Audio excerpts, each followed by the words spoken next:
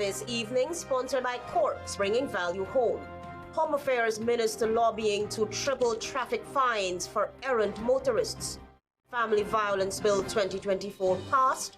Law enforcement urged not to mediate or dismiss reports. My husband is not a smuggler. Wife of alleged chicken smuggler shot by GRA officials. And a 6-year-old with gunshot wound successfully treated and discharged. HGP Nightly News begins now.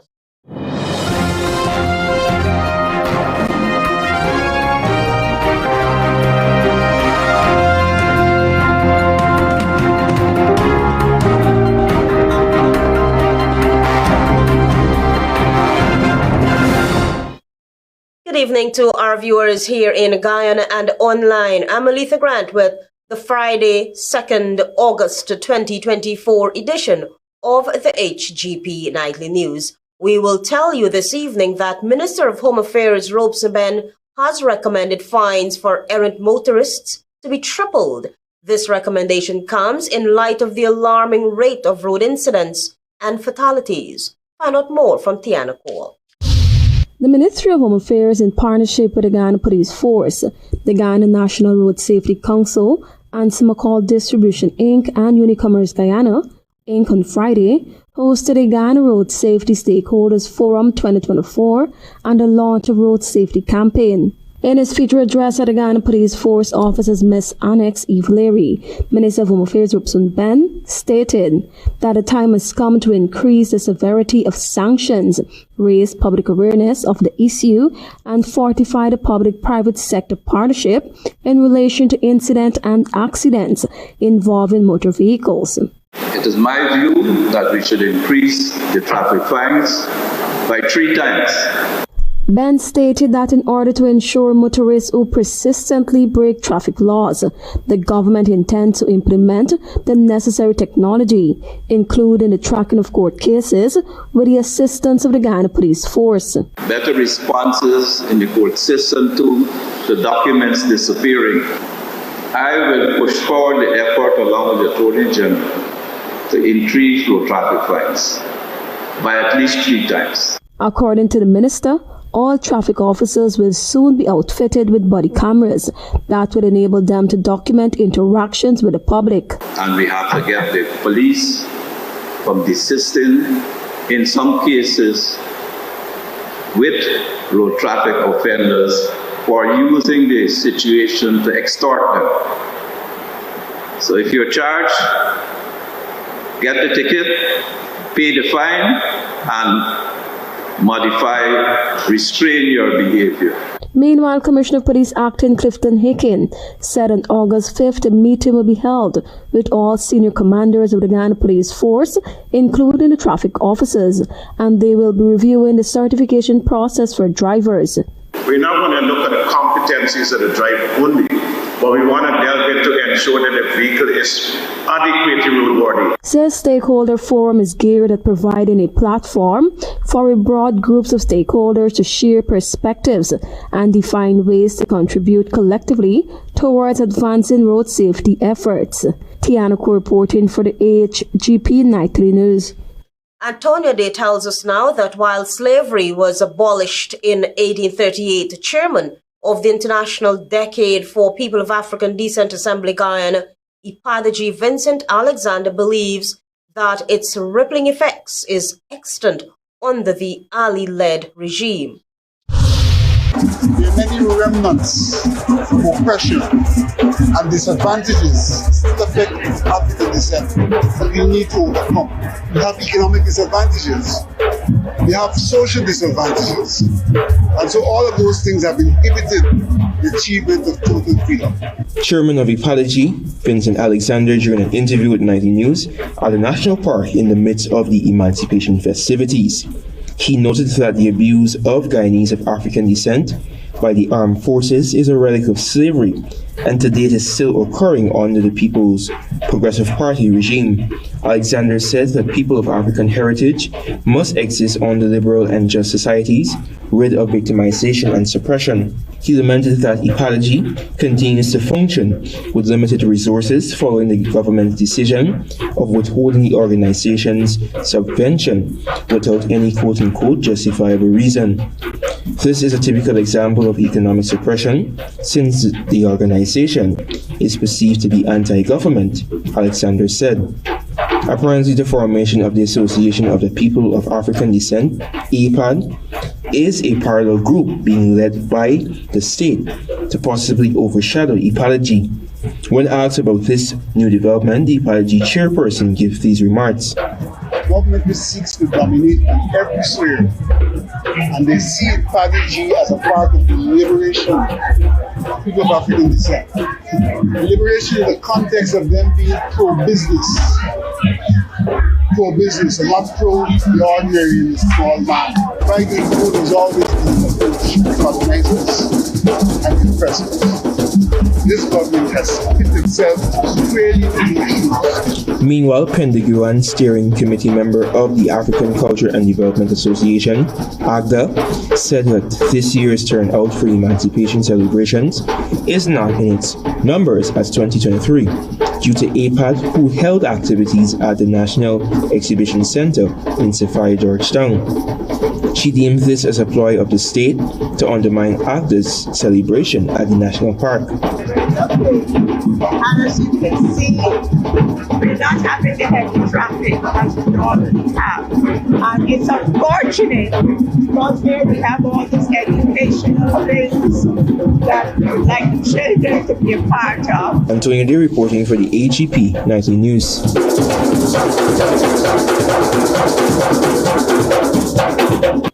The National Assembly has passed the Family Violence Bill 2024, a significant step in overhauling domestic violence laws. Spearheaded by Minister of Human Services and Social Security, Dr. Vindi Prasad, the bill introduces extensive but necessary changes.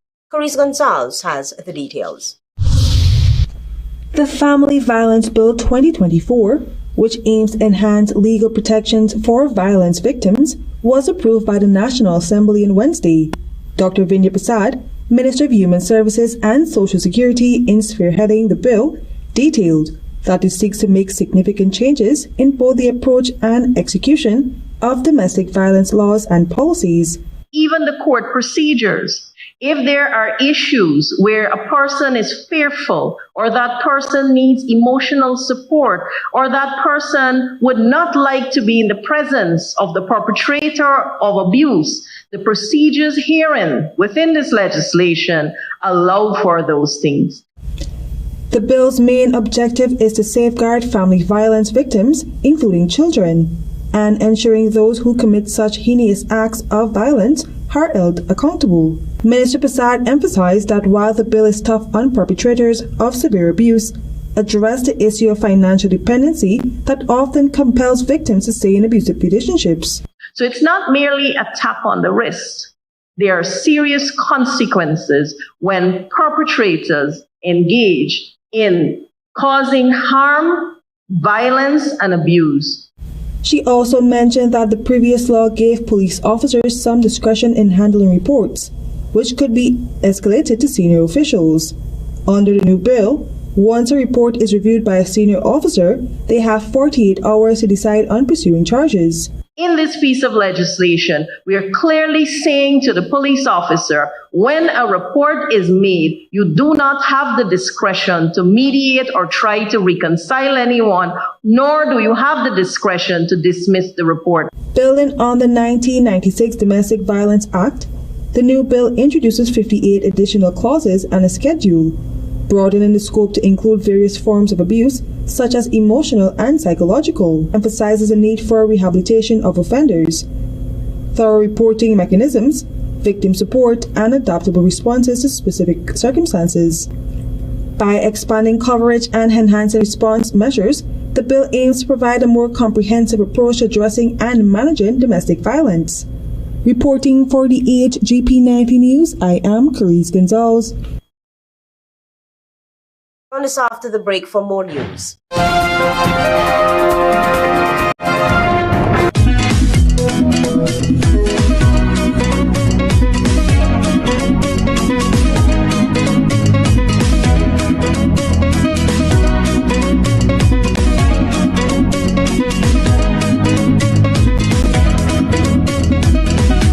Welcome to SNL Electrical Inc., where lighting and electrical needs are met with expertise and style. From the latest in electrical lamps to durable cables, circuit breakers, panels, we have it all. Illuminate your space with our elegant chandeliers, stunning crystal lights, and versatile pole lights. Looking to upgrade your comfort? Explore top-of-the-line AC units and our diverse selections of stylish styles. Visit us at 170-180 Thomas Street, Kitty, Georgetown. Discover solution that not only lights up your world but transforms it.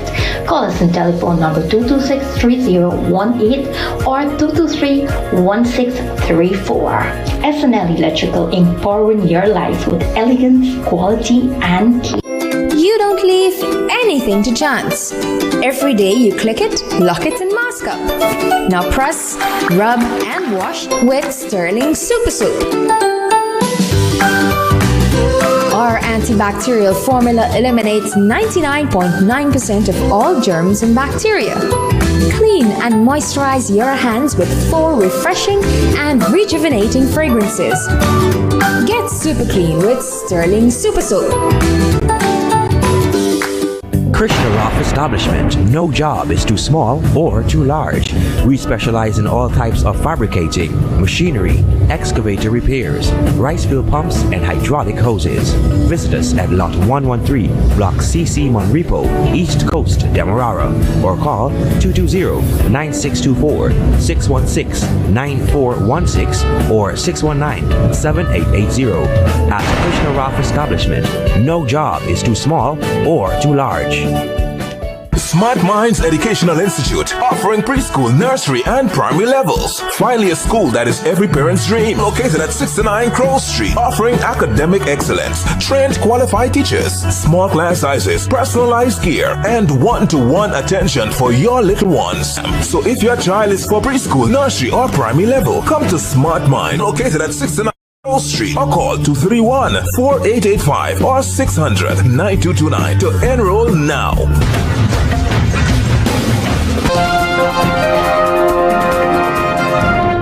Thanks for staying with us. You are the HGP Nightly News. The opposition believes that the government continues to lose money. The reason it continues to request billions of dollars to boost the $1 trillion 2024 budget.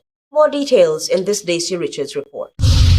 Leader of the opposition, Aubrey Norton, on Friday during the opposition's weekly press briefing, accused the government of poorly managing the economy.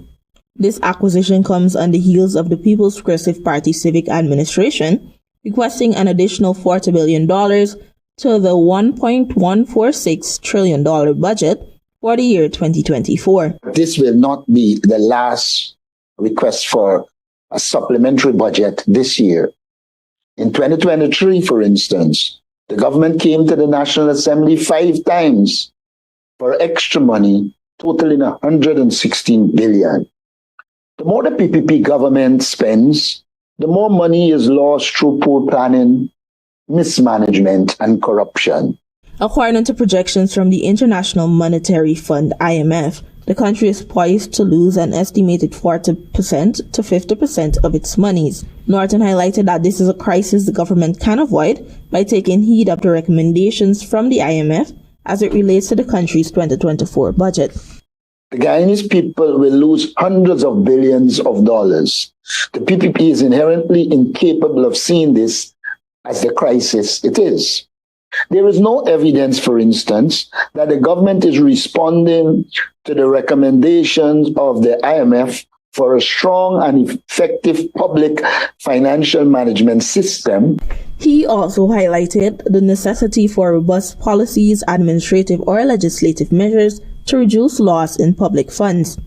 Norton added that instead of following the guidelines presented by the IMF, Guyanese are presented with a bloated and supplementary budget. It is now a well-settled fact that tens of billions of dollars are lost to the PPP's elite, friends, families, and favorites through their corruption network. He added that this can be prevented by revamping the public procurement system and the effective functioning of the Guyana Protected Areas Commission. For HGP Nightly News, I am Daisy Richards. Wife of the alleged chicken smuggler who was shot by enforcement officers from the Guyana Revenue Authority says her husband has a legitimate job and doesn't deserve to be in a critical condition in the hospital. She has since called on the authorities to deliver justice. Daisy Richards filed that report. 36-year-old Naresh Ramchatan, also known as Chico of Greenfield, East Coast, Demerara, was shot and injured by officers attached to the Guyana Revenue Authority on the 27th of July 2024. Ramchatan, who is currently critical at the Georgetown Public Hospital, recalled what transpired before his condition worsened.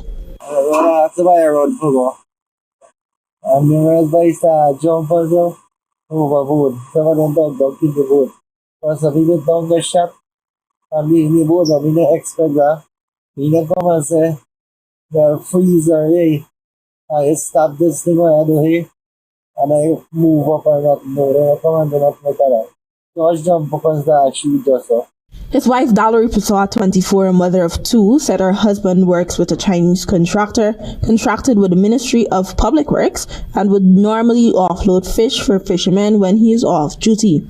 He's not a smuggler, but in his spare time, he has gone and hustle, like when fishing boat come in to discharge fish, like after work. She recalled that her husband had left home to hang out with friends, but was called to work for someone. And he told me that when he's going out at end more, he reached out to some people asking for work for them, but he didn't know what was in the boat and who was the person. According to Pussaw, her husband knew the official that shot him due to a past altercation. She added that the night her husband was shot, the official visited the family home inquiring about her husband. She highlighted that her husband is the sole breadwinner in the home, and according to the doctor, he wouldn't be able to walk again due to his injuries he sustained. Prasad is calling on the higher authorities to ensure justice is served. For HGP Nightly News, I am Daisy Richards. Head of State Irfan Ali is adamant that the Caribbean community must devise workable systems that promote economic stability in the region. The outgoing chair said this can be achieved through collaborative efforts. Antonio Day reports. During the 47 Heads of Government meeting in St. George's, Grenada, President Irfan Ali stressed the need for Caribbean states to partner with their respective stakeholders to devise systems that promote economic sustainability. We have to build systems that work for our region. And this requires the private sector, it requires government, it requires the academic community. We have to come together and build systems that work for us. President Ali said in the wake of Hurricane Beryl, which would have devastated many Caribbean territories, many leaders have partnered to ensure mechanisms are implemented to aid impacted economies. The president is, however, disappointed at the support from the international community as well as the private sector consortium in some regions. Where is the voices of the private sector and all those who profess immense love for the region in helping the leadership of the region to call upon the international community to support the redevelopment and to support the rebuilding of the economies that suffered even from this latest hurricane? He said natural disasters must not be used as a political ploy, but be seen as a learning method to promote disaster and risk management as well as economic and social resilience. We as leaders are not shying away from the challenges. Prime Minister Rowley convened a regional conference on security, acknowledging that we have a problem, allowing the region to understand the source of the problem and the importance of addressing the source of the problem. and then developing a holistic approach in dealing with the revelation of the problem. The Guyanese head of state also noted that the fight for climate change must never cease. Antonio Day reporting for the HGP Nightly News. We will have more news for you after this break. Planning a cleanup? We can help. Sevon's Waste Management skip bins can be provided for home renovation projects, yard cleanup, or construction project. It's simple. Step 1, give us a call. Step 2, we put down the bin. Step 3, load it up with all of your junk. Step 4, we take it away. That's simple. Bins are also available in various sizes, so there is no job that is too big or too small. Call Sevon's Waste Management today at 218-1455. I can't wait until tomorrow. Yes. Start packing this, yeah? I ain't start packing yet. Usually I pack a couple hours before and I go. Drive.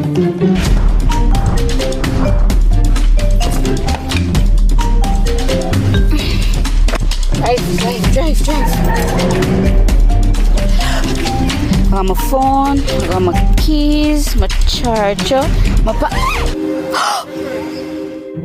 Procrastinating planning for the future? Well, that's never a good idea. Let Demerara Mutual and Demerara Fire and General help you get started with planning for your future today. I'm with Dem.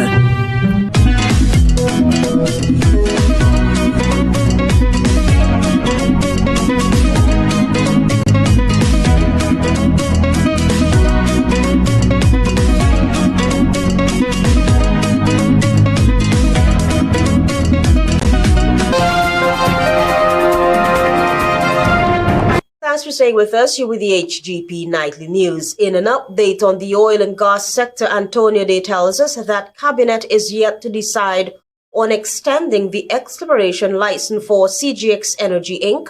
and Frontera Energy. It's not inclined to give any extension, but it wants some additional information.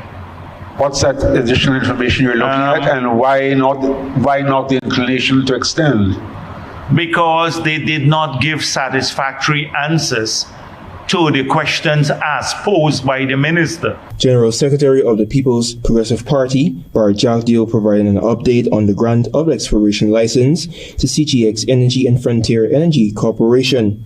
At a press conference held on Wednesday, Jagdeo, speaking on oil and gas matters, said that while CGX Energy was given ample time to return with additional updates, the information provided so far was insufficient. That dealt with the ability to finance any future operations and a partner that is of the standing and has the capacity, both financial and otherwise, to implement a project in the future. According to the General Secretary, CGX Energy currently holds no license, which relieves the state of immediate pressure to address the issues. In 2023, CGX discovered oil at its Way-1 well located 14 kilometers west of Kawa-1 discovery within the quarantine block. Although oil was found at Kawa-1 in January 2022, CGX and Frontier chose to focus on the Way-1 well.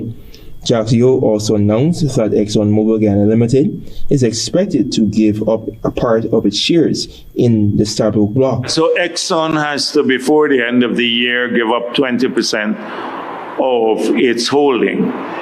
So all of these would be with the government. That's why we decided to take the route of doing seismic studies now on these offshore blocks. And then once we are fortified with the seismic study, we believe we'll get better quality bids at the auctions. Antonio Day reporting for the HGP Nightly News.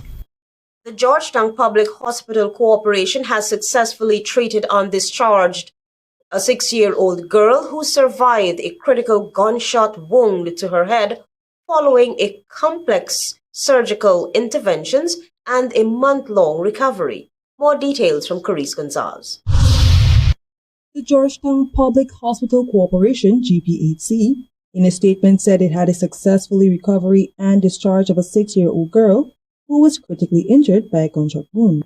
The incident occurred on June 16, 2024, when the child sustained a severe injury to her head, raising urgent concerns for her survival. The young patient was admitted to GPHC in a dire state, with the bullet having entered the left temporal region of her brain. The situation demanded immediate and sophisticated medical intervention. Dr. Amanad Duki, GPHC Chief Neurosurgeon, along with his skilled team, undertook 2 intricate surgeries to address the injury. The first surgery was performed urgently to control the bleeding and stabilize the child, who was critical at the time.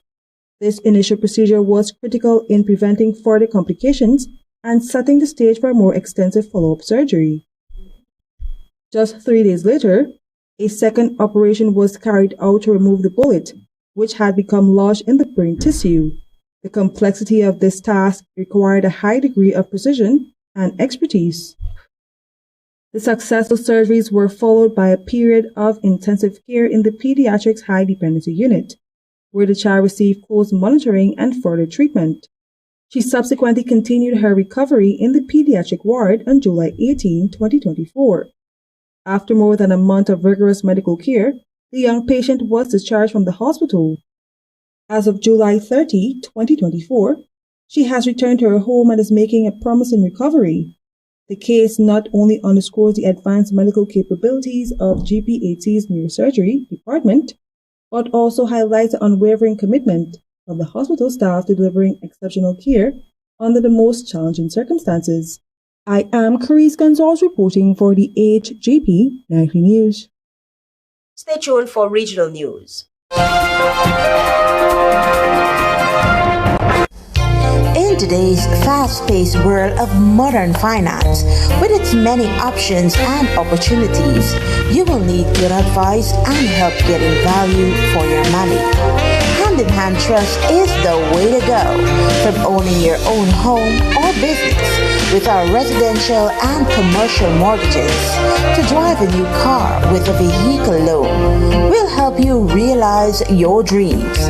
You can also access investment deposit accounts, share brokerage services, personal trust, thrift and pension plan trusteeship, property management, investment portfolio management, safe deposit boxes, the convenience of our Cambio, Western Union, and Bill Express services, hand-in-hand trust for financial services and more, helping you get the most out of your financial resources and your life. These nice products I spoke with proper things. Peppies, you get the best and these things. Oh no, bless up. Okay. Pack up these things. Yellow. Yeah, put the things in the car. Loving you is easy cause you're beautiful. Do da do da do. I love you and you and you and you and you. I love all of you. Peppies, we put the pep back into your kitchen. And you. I love Peppies.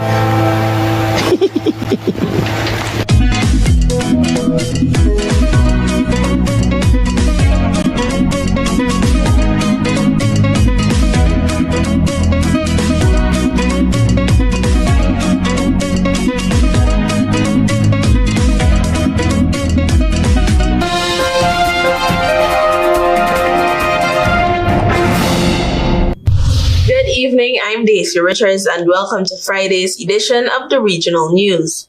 We begin with news from Brazil. Brazil on Thursday took over the administration of Argentina's diplomatic premises in Caracas following the expulsion of Argentine diplomats by Venezuela's government, leaving the fate of 6 Venezuelan opposition figures taking refuge in the embassy unclear.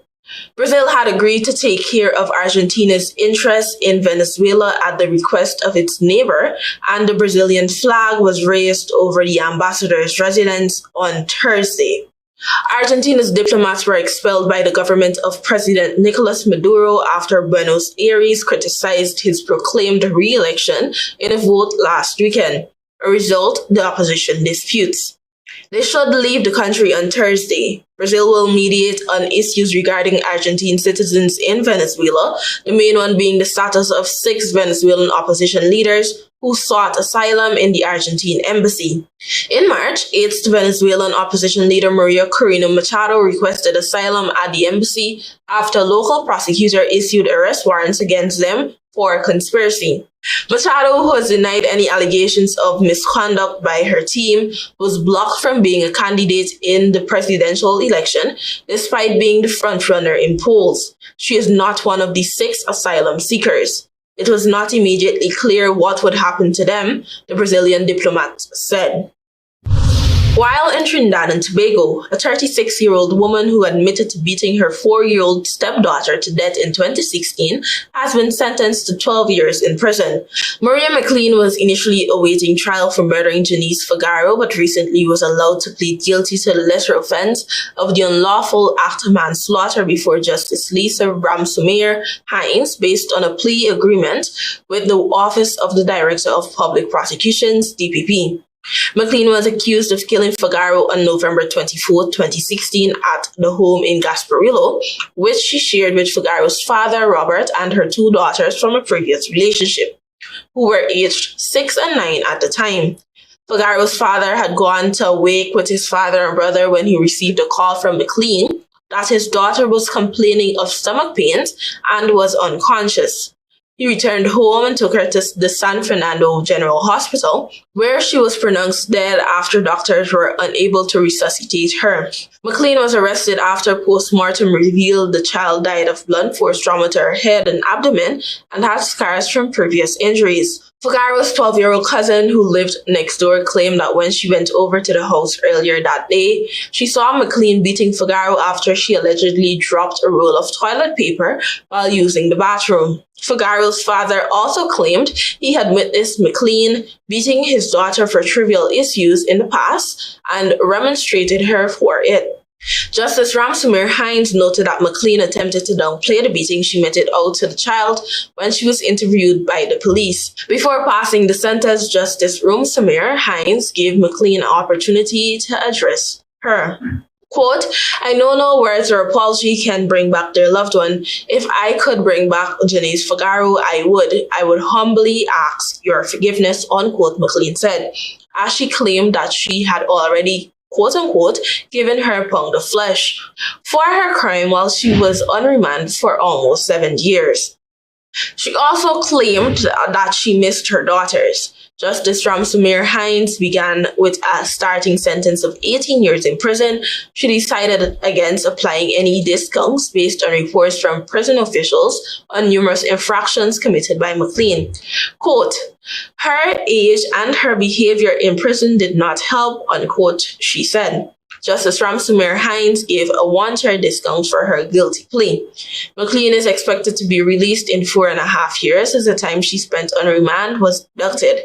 In passing the sentence, the judge noted that there were major cultural issues over using violence to discipline children. She noted that many adults awkwardly discussed their experiences from their childhood, but failed to consider the psychological effects of such.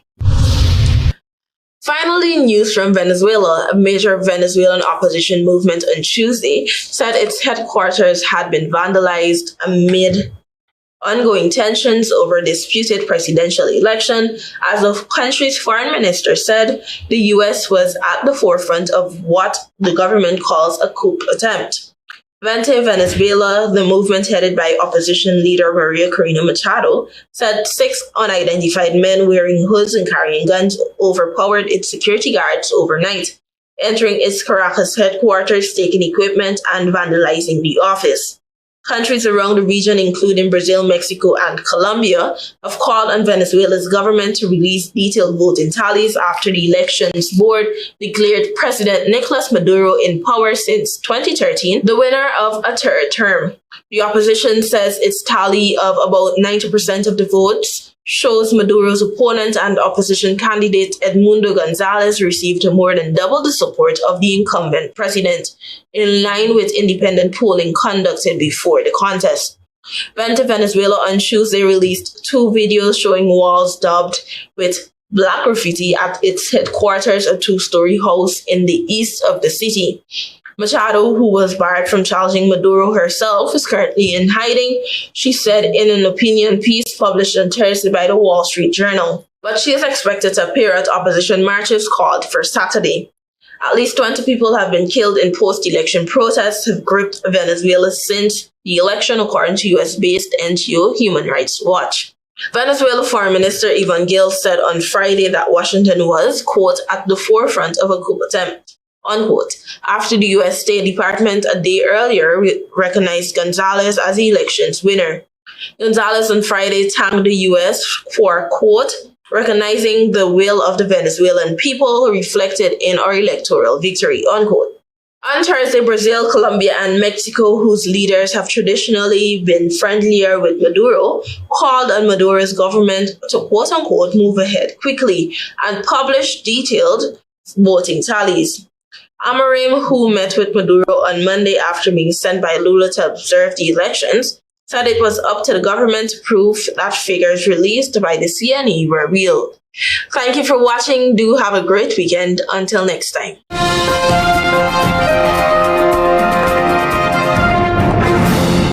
Home Affairs Minister lobbying to triple traffic fines for errant motorists. Family Violence Bill 2024 passed. Law enforcement urged not to mediate or dismiss reports. My husband is not a smuggler, wife of alleged chicken smuggler shot by GRA officers. And a 6-year-old with gunshot wound successfully treated and discharged. Those are our major headlines. For these stories and more, please go to our website. It's www.hgptv.com. I'm Alethea Grant. Thanks for watching.